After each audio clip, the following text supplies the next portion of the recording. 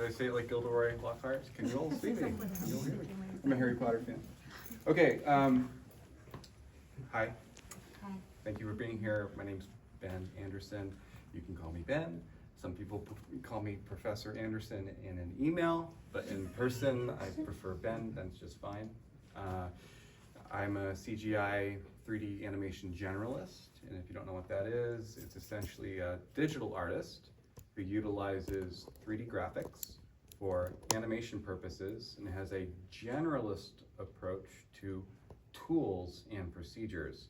So, for example, I create 3D models and I make them move and I add color and texture and lighting and effects. So it's a broad approach to the digital process. And historically, for the past 15 plus years, mostly in the industry, we've seen a lot of what we call specialists. And specialists optimize and focus in one domain or field, such as only the lighting, or only the 3D modeling, or only the texturing, or whatever, animation. Due to the rise of technology and how big tech is now influencing our tools and resources are very accessible these days online, this has really updated and changed the way we can create as artists. So rather than having like an engineering specific background in one domain, you can now be an engineer slash tech artist and have a broad reach into different tools and assets and be creative with it. So one of my trades is oil painting, and I have a big appreciation for landscape painting, and I think it's a really important part of my life. And so I translate a lot of what I do as an artist into my CGI work and take it from there. So in this series, what I did was I spent half my childhood in California and in Monterey Bay, and that had a really big impact on me as a teenager because I would go out and do plein air landscape painting on the shore. And Asilomar is a specific location in the Bay Area. It's very, very rocky, and it's quite stunning. But I think also just from a art and design perspective, it can be very interesting. So if you can kind of put the aesthetics aside and just, if you can, look at it from like a 2D design perspective, you get really interesting composition. And that has always been with me.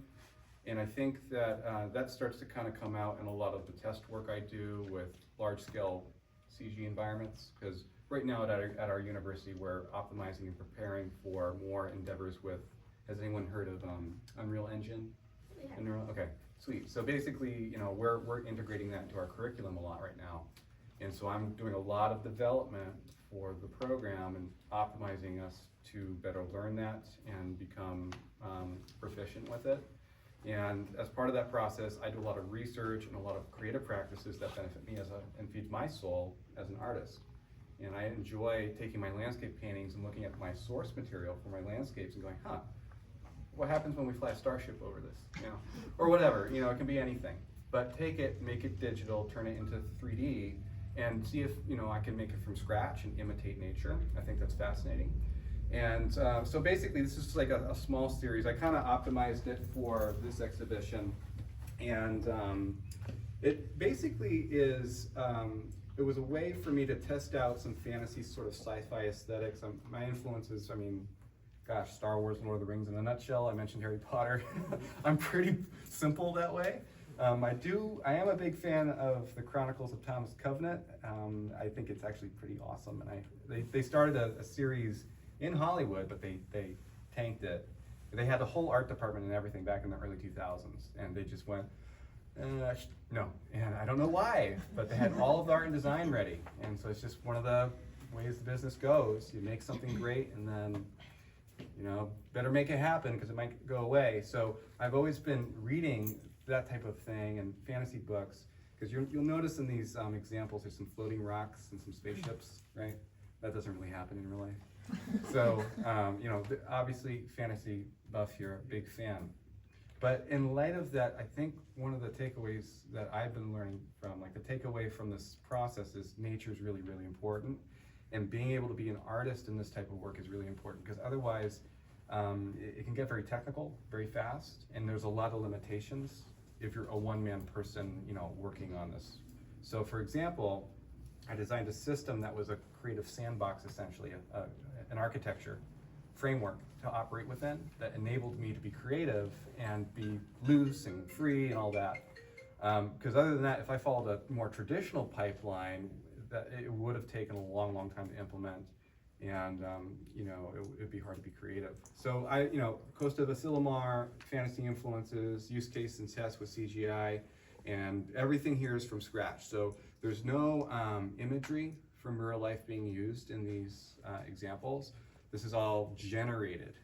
So I made a rule set that said, okay, I need the waves to look like this, and I'm gonna make a visual diagram that programs it out, and kabam, there it is. And I'm able, because of that capability, it literally is what it is. It's a capability. It's a capability. So that you instantiate the capability, then you can just be creative and be an artist and do this in like 5 minutes. I kid you not. It's amazing what you can do. But for every 5 minutes, it takes me like 8 hours to develop, because I have to make all the rocks from scratch, and so and then you go into a classroom environment, you're teaching, and people are like, wow, you did that really fast, and then they try it and they're like, wait, I have to spend 8 hours making that one little thing so it executes. I'm like, yeah, join the club. So anyways, and to kind of summarize here, because it's an iterative process, essentially the architecture for an AI to plug into, if you wanted to, like you could easily plug in AI using Python into the system I built, because this takes Python code. So you could push it down that pipeline if you wanted to. As the human, you're sort of, it's interesting, the metaphor would be, or the analogy rather would be, as the artist in this situation, you're kind of the AI operating this, because you created an architecture, and then you're just feeding in your expression, your vision, essentially. So it's very, very interesting. Because I was able to go from like a up-close seascape to some planets, and I took some of the same shaders and textures and popped it on planets and pulled it out, and then I kind of combined things in the last example there.